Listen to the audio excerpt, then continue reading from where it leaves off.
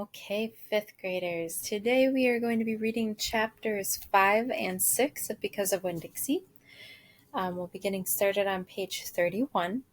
If you remember, in the last two chapters, we learned a little bit about Opal's mom.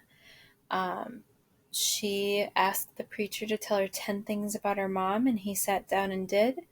And then Opal decided she wanted to write it down and memorize it so that she would never forget, and so that if her mom ever came back, then she could recognize her right away. And I had you guys think about, do you think Opal's mom is going to come back? And if so, do you think Opal will recognize her based on those 10 things? All right, let's get started. Chapter 5, page 31.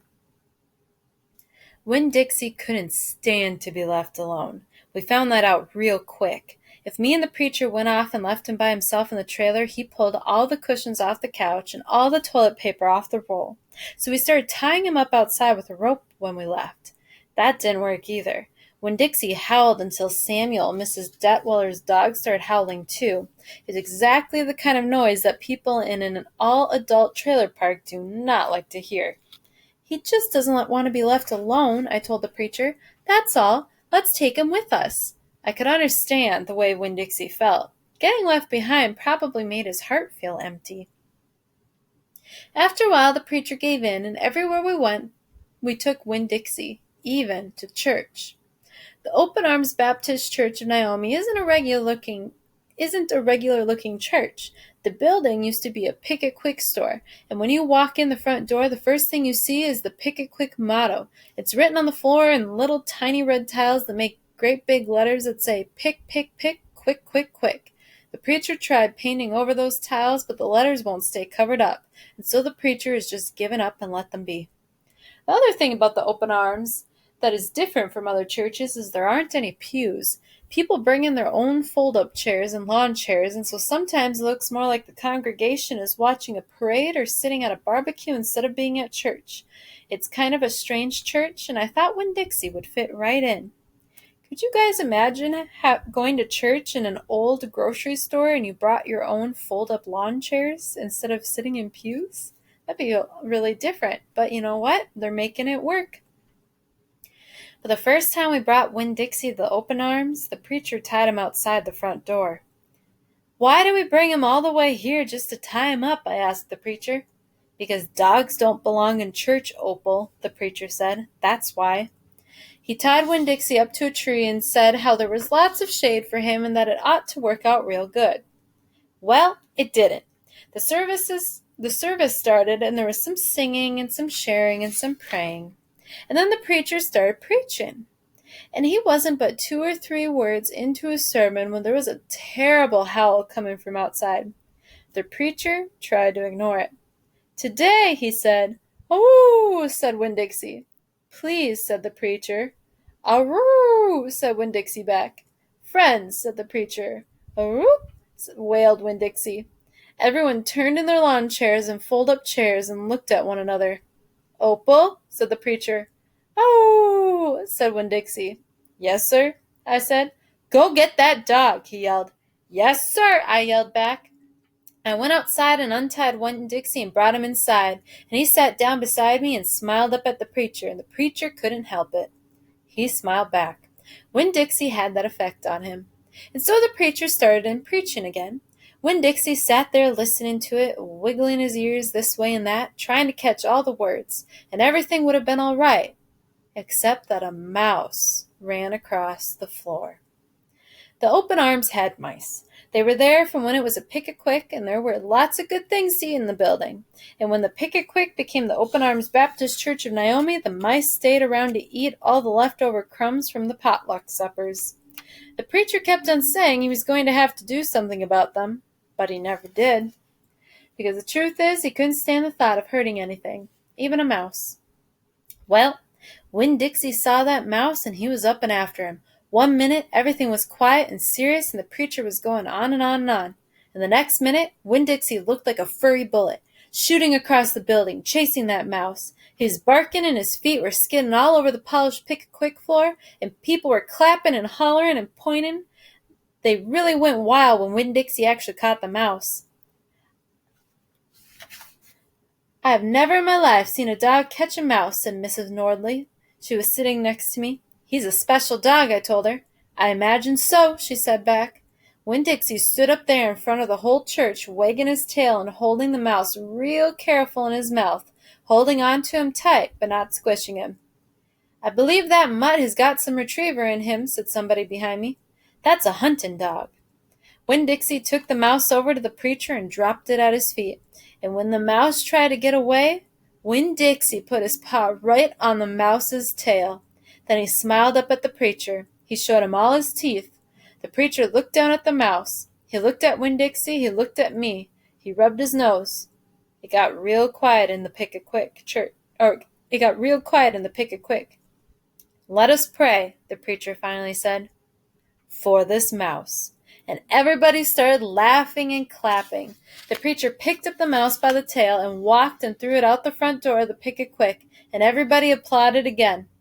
Then he came back, and we all prayed together. I prayed for my mama. I told God how much she would have enjoyed hearing the story of Winn-Dixie catching that mouse. It would have made her laugh.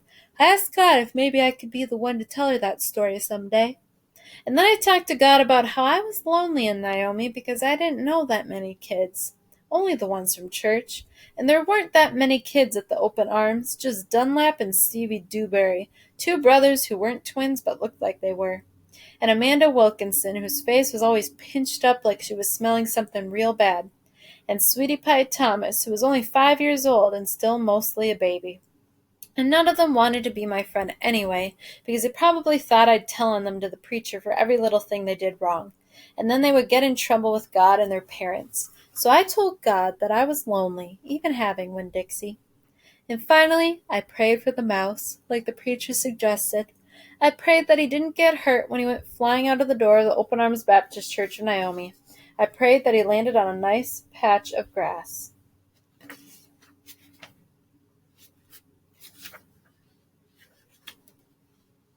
All right, 5th grade. We have one more chapter. Chapter 6.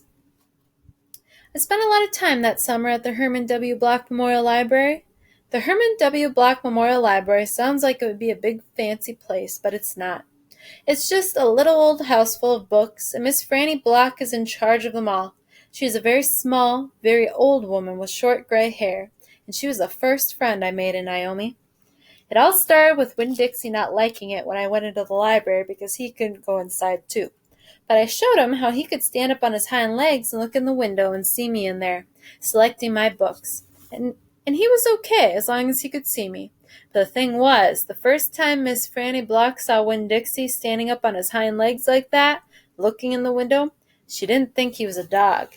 She thought he was a bear. This is what happened. I was picking out my books and kind of humming to myself, and all of a sudden there was this loud and scary scream. I went running up to the front of the library, and there was Miss Franny Block sitting on the floor behind her desk. "Miss Franny," I said, "are you all right?" "A bear," she said. "A bear?" I asked. "He's come back," she said. "He has?" I asked. "Where is he?" "Out there," she said, and raised a finger and pointed at Winn-Dixie standing up on his hind legs looking in the window for me. "Miss Franny Block," I said, "that's not a bear. That's a dog. That's my dog, Winn-Dixie." "Are you positive?" she asked. "Yes, ma'am," I told her. "I'm positive. He's my dog. I would know him anywhere." Miss Franny sat there trembling and shaking. "Come on," I said. "Let me help you up. It's okay." I stuck out my hand, and Miss Franny took hold of it, and I pulled her up off the floor. She didn't weigh hardly anything at all. Once she was standing on her feet, she started acting all embarrassed, saying how I must think she was a silly old lady, mistaking a dog for a bear, but that she had a bad experience with a bear coming into the Herman W. Block Memorial Library a long time ago, and she never had quite gotten over it. "When did that happen?" I asked her. "Well," said Miss Franny, "it is a very long story." "That's okay," I told her. "I am like my mamma in that I like to be told stories. But before you start telling it, can Winn-Dixie come in and listen too? He gets lonely without me." "Well, I don't know," said Miss Franny. "Dogs are not allowed in the Herman W. Block Memorial Library." "He'll be okay," I told her. "Or he'll be good," I told her. "He's a dog who goes to church. Before she could say yes or no, I went outside and got Winn-Dixie, and he came in and lay down with a humph and a sigh right at Miss Franny's feet. She looked down at him and said, "He most certainly is a large dog." "Yes, ma'am," I told her. "He has a large heart, too." "Well," said Miss Franny.